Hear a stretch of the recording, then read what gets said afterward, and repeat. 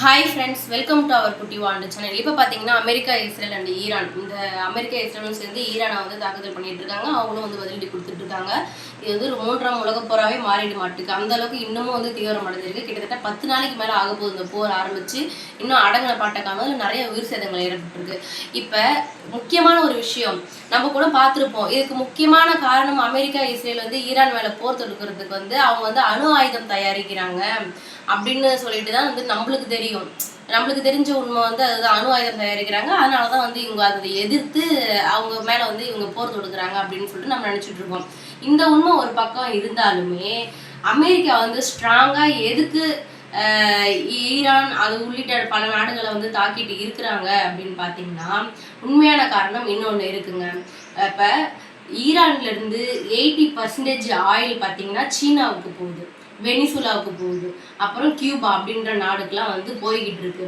இதை வந்து ஸ்டார்டிங்ல அமெரிக்கா சொல்லி டாலர்ல தான் இந்த வர்த்தகம் வந்து நடந்துகிட்டு இருந்துச்சு.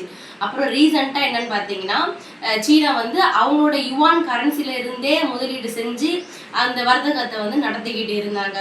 இதனால கோபம் கொண்ட அமெரிக்கா டாலர்ல நடத்தாம இருந்ததுனால சீனா வந்து டாலர்ல நடத்தல. ஸோ அதனால டாலரோட மதிப்பு வந்து கம்மியாகி யுவான் கரன்சியோட மதிப்பு வந்து அதிகமாகுது அப்படின்னு சொல்லிட்டு அமெரிக்காவுக்கு வந்து ரொம்ப ஒரு கடும் கோபம் வந்து உள்ளுக்குள்ளார வந்து இருந்துட்டு இருந்துச்சு. ஏன்னா பில்லியன் கணக்கில் வந்து இன்வெஸ்ட் பண்ணி யுவான் கரன்சியில தான் இப்போ வந்து வர்த்தகம் வந்து நடந்துக்கிட்டு இருக்குது. அதனால தான் இப்போ டாலர் மதிப்பு வந்து கம்மியாயிடுச்சுன்னு சொல்லிட்டு அமெரிக்கா வந்து பயங்கரமான தாக்குதலை ஈரான் மற்றும் உள்ளிட்ட நாடுகளுக்கு மேலே எல்லாமே நடத்திக்கிட்டு இருக்கிறாங்க. இது ஒரு பக்கம் அணு ஆயுதம் இருந்தாலும் ஒரு பக்கம் உண்மையான காரணம் என்னன்னு பார்த்தீங்கன்னா இதுதான். எல்லாமே டாலர்ல போயிட்டு இருந்த பட்சத்துல எப்படி வந்து அவங்களோட யுவன் கரன்சில வந்து பண்ணுவாங்க அப்படின்னு சொல்றதுல தான் அந்த ஒரு இதுதான். ஏன்னா அமெரிக்கா ஃபர்ஸ்டே சொல்லியிருந்தாங்க, அமெரிக்கா வந்து எந்த ஒரு கொம்பனாலையுமே வந்து அசைக்க முடியாது, யாரும் வந்து கேள்வி கேட்க முடியாது, அந்த அளவுக்கு வந்து ஒரு ஸ்ட்ராங்கான நாடா இருக்குன்னு சொல்லிட்டு ட்ரம்ப் வந்து ஒரு வீடியோ வந்து போட்டிருந்திருப்பாரு, அதை நம்ம பார்த்துருந்துருப்போம். அதுவும் இல்லாம ரீசெண்டா சொல்லியிருக்கிறாரு ஈரான் முடிச்சதும் அடுத்தது கியூபா தான் அப்படின்னு வந்து சொல்லியிருக்கிறாரு. பார்த்தீங்களா, அதோட உள்நோக்கம் என்னன்னா எதுக்கு அந்த நாட்டை பேசுகின்றாரு, அது உள்நோக்கம் என்னன்னா இதுதான், இந்த வர்த்தகம் இப்படி நடந்துட்டு இருக்கு, இவங்களோட மதிப்புல நடக்காம அவங்களோட கரன்சியில நடந்துட்டு இருக்கிறதுனாலதான் டாலரோட மதிப்பு குறையுதுன்ற ட்ரம்ப்புக்கு ஒரு கோவம். அதனாலதான் இன்னும் அந்த கடும் தாக்குதலை வந்து பண்ணிட்டு இருக்கிறாரு ட்ரம்ப்.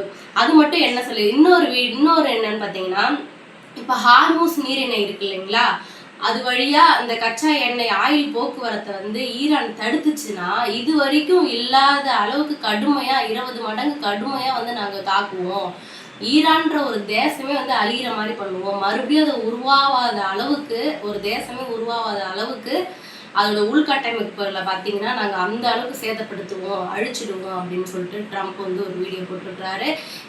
எவ்வளோ வன்மம் எதுக்கு அப்படின்னு சொல்லிட்டு வந்து ரொம்ப கஷ்டமா இருக்கு. அங்கே இருக்கிற அப்பாவி மக்கள் எல்லாம் என்ன பண்ணுவாங்கன்னு சொல்லுது, எல்லாம் ஒரு நேரமும் தூக்கம் இல்லாமல் கஷ்டப்பட்டுட்டு இருப்பாங்க. அவ்வளோதான் ஃப்ரெண்ட்ஸ், இதுதான் இதோட உண்மையான நோக்கம். ஒரு பக்கம் அணு ஆயுதம் இருந்தாலும் இன்னொரு பக்கம் உண்மையான காரணம் வந்து இதுதான்.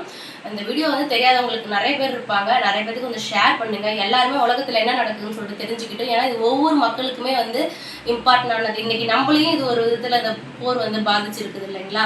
எல்லா பெட்ரோல் பங்க்ஸ் எல்லாம் மூடிட்டாங்க, சிலிண்டர் விலைலாம் ஏற்றிட்டாங்கல்ல. ஸோ வீடியோ வந்து முடிஞ்ச அளவுக்கு வந்து ஷேர் பண்ணுங்க, குட்டிவாண்டு சேனல் லைக் பண்ணுங்க, கமெண்ட் பண்ணுங்க, சப்ஸ்கிரைப் பண்ணுங்க. அப்போதான் நாங்கள் போடுற வீடியோ ஒவ்வொன்றும் உங்களுக்கு வந்து சேர்ந்துட்டு இருக்கும். இந்த போரோட அடுத்த இன்ஃபர்மேஷன் உங்களுக்கு நெக்ஸ்ட் வீடியோவில் வந்து நான் உங்களுக்கு டீட்டெயில்ஸாக சொல்கிறேன். Thank you to all, by.